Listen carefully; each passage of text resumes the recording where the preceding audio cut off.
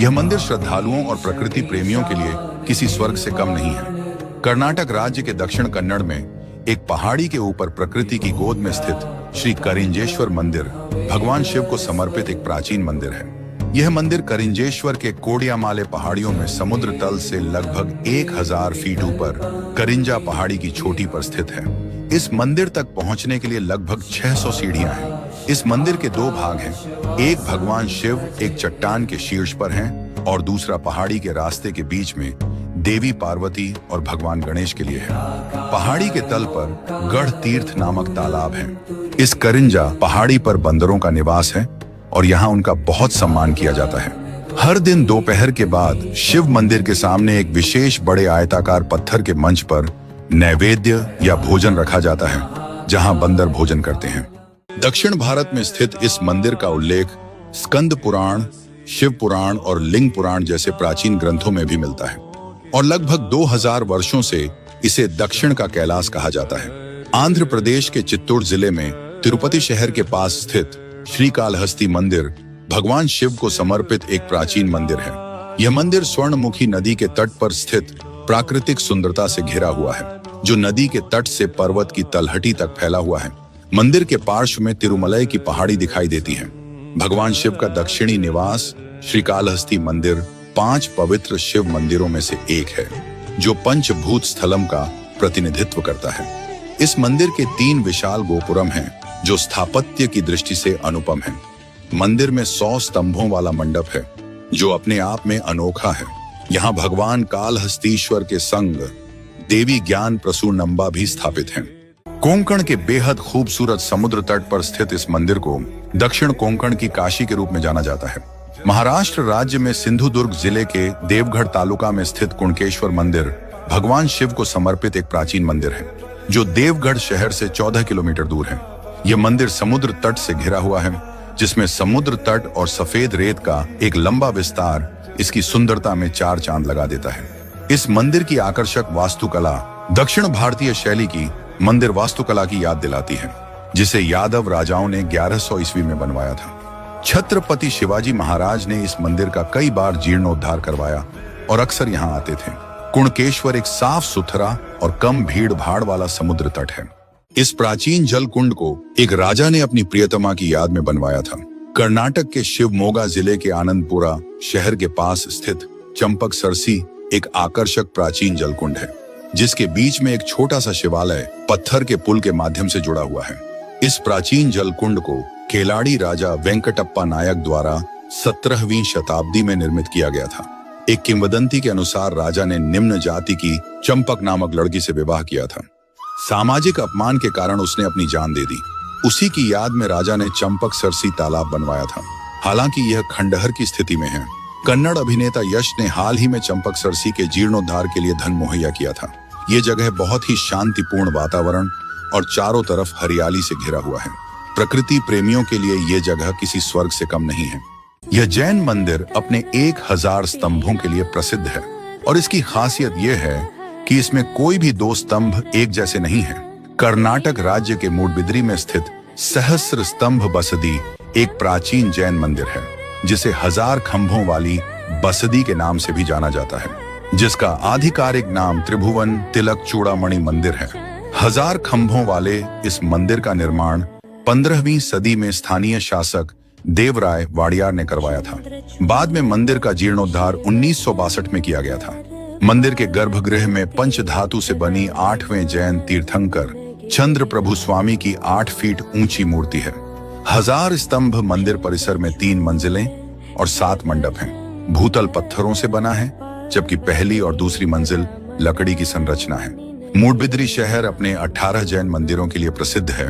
मूडबिद्री को दक्षिण भारत के जैन काशी के रूप में जाना जाता है। यह गढ़ी कभी विद्या अध्ययन का एक विशाल केंद्र हुआ करता था, जिसे मुगल आक्रांताओं ने आंशिक रूप से नष्ट कर दिया था। शिवपुरी से 20 किलोमीटर की दूरी पर स्थित सुरवाया की घड़ी नरवर शहर के ऐतिहासिक रत्नों में से एक है। 1 किले, 3 हिंदू मंदिरों, 1 मठ और 1 बावड़ी के अवशेषों के लिए उल्लेखनीय किले के परिसर को पहले सरस्वती पट्टम कहा जाता था। इसका निर्माण सहस्त्रवर्धन के गुरु पुरंदर ने शिव मत की शिक्षा देने के लिए 9वीं 10वीं शताब्दी में कराया था। इसके बाद सिंधिया शासनकाल के दौरान 1916 में माधवराव प्रथम ने इसका जीर्णोद्धार कराया था। इस घड़ी के अंदर कई प्राचीन मंदिर भी है जो पत्थर की नक्काशीदार मूर्तियों, नक्काशीदार खंभे और स्थापत्य सुंदरता से भरी हुई है।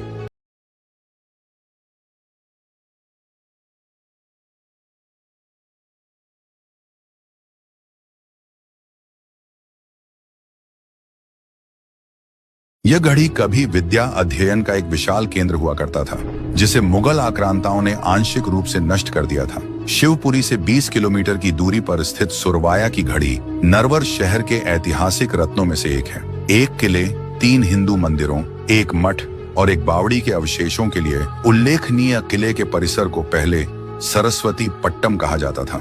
इसका निर्माण सहस्त्रवर्धन के गुरु पुरंदर ने शिव मत की शिक्षा देने के लिए 9वीं-10वीं शताब्दी में कराया था। इसके बाद सिंधिया शासनकाल के दौरान 1916 में माधवराव प्रथम ने इसका जीर्णोद्धार कराया था। इस घड़ी के अंदर कई प्राचीन मंदिर भी है जो पत्थर की नक्काशीदार मूर्तियों, नक्काशीदार खंभे और स्थापत्य सुंदरता से भरी हुई है।